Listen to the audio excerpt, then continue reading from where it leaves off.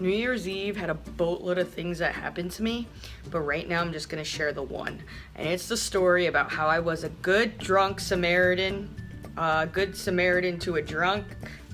You can put the words together however you want. So at the end of my night, I decided, okay, time to go home. And I start walking down the block and I see this fucking dude hunched over in the gutter, just puking all over himself and all over the sidewalk and the street. And I was like, what the fuck? Meanwhile, this is a pretty busy area that I'm in at this point, and there are people just like walking by this guy, and no one's just like fucking doing anything. They're just like, they look and just keep walking because that's life. But me being fucking, I was completely obliterated, but I've never been that drunk in my life, so I figured I'd help the dude out. So I like rubbed the back of his head and I was like, hey man, where are you from? And he's like, I'm in the hotel like down the block and I don't know where my friends are. And when I tell you he's saying this, it's literally coming out in like toddler words, and he's slurring his speech and he can't make coherent sentences. So I'm trying my best to like get this information out of him. And I was like, all right, like I'm gonna take you back to like your hotel. And like I pick him up and like just vomit everywhere. I was like, you need to leave. Like he was holding his like shirt. I was like, throw your shirt on the ground and go buy a new one, because we're not doing this. So I'm like literally holding this fucking dude up, and like I'm telling you, like I have his arms around me and I'm holding up his waist, and he just is just hunched over. I was like, you know, trying to keep him like awake so he could walk. And I'm like, how old are you? And he's like 23. And I was like, okay. And I just, you know, where are you from? All this shit. And something about him delivering bread came up. I don't really know. Anyways, I get back, eventually walk him like 2 blocks down to where his hotel room was. And the fucking dude at the desk did not want to let us in, like not even into the lobby. And I was like, listen man, I will leave this motherfucker right here. I don't care. Like and I'm trying to like communicate this with like hand motions and like through my like mouth, and like I will leave this fucking dude here because he's not mine. I just found him. The guy buzzes us in through the front, and he's like, look, like I can't let you into like his room. And I'm like, okay, well, I'll fucking leave him here then. Like I don't know what you want me to tell you. Like I found him literally laying in his vomit. I decided to pick him up and bring him to where he said he was from. And so the guy's like, well, do you have his phone? I was like, no.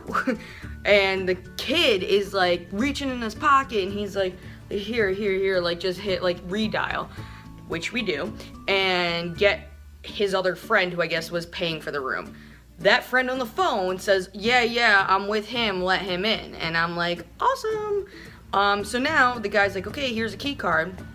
I carry this fucking dude up to his floor, and literally, I'm holding him now, and he's like probably taller than me, but he's lanky, very skinny, and I go to try like open the fucking door with the key card, and I can't because like my hands are full with a human, and I'm like, listen man, just sit right here and don't hit your head, just hit your head, it's fine.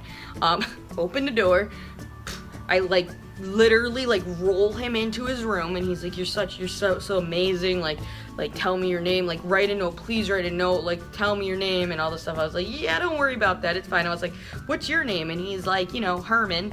And I'm like Pee-wee Herman?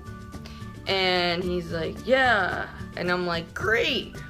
This dude was so drunk though, like I literally could have robbed him, robbed anyone else in the room should there have been some shit there. I don't know. Anyways, he tells me, just take whatever you want. And I'm like, what do you mean? And he's like take any beers you want. Like this is, again, this is all not even coherent talk. Not even, he can't make sentences. But he is saying like, leave a note. I left a note that said, your friend was super drunk. I brought him home, and I didn't sign my name or anything. And I ended up taking like a Red Bull and a beer, and I fucking left. And I walked down to the lobby, and the guy at the lobby is like, you know, you are a very good person. And I was like, fuck yeah, I am, thank you. He's like, you know, people just like could have left the guy there and anything could have happened to him. And I was like, you're right. And I really honestly at this point in time wish I stole money from him, but it's fine. So yeah, I walked that dude back. Hopefully he was okay. And that's the way I ended my New Year's Eve. I ended up getting back to my apartment, drunk dialing my grandmother, who, if you haven't seen her, you can go watch Don't Drink and Jima in my videos, because my grandma's the fucking shit. She's fucking awesome. And so, yeah, I ended up drunk dialing my grandma, telling her Happy New Year, and that was the end of my night. I'm not going to tell you the beginning of the night, because that's a whole other story. But, yeah, be careful when you drink that much, because you never know who is going to find you. Because, to be honest, I had a little devil here, I really did, who said steal his wallet, steal it now, take his watch. And you know what? I did not succumb to that. But you never know who's gonna find you. So make sure you at least have good friends that aren't gonna fucking leave you or something. And wow. Happy New Year. That's all I gotta say. We're done.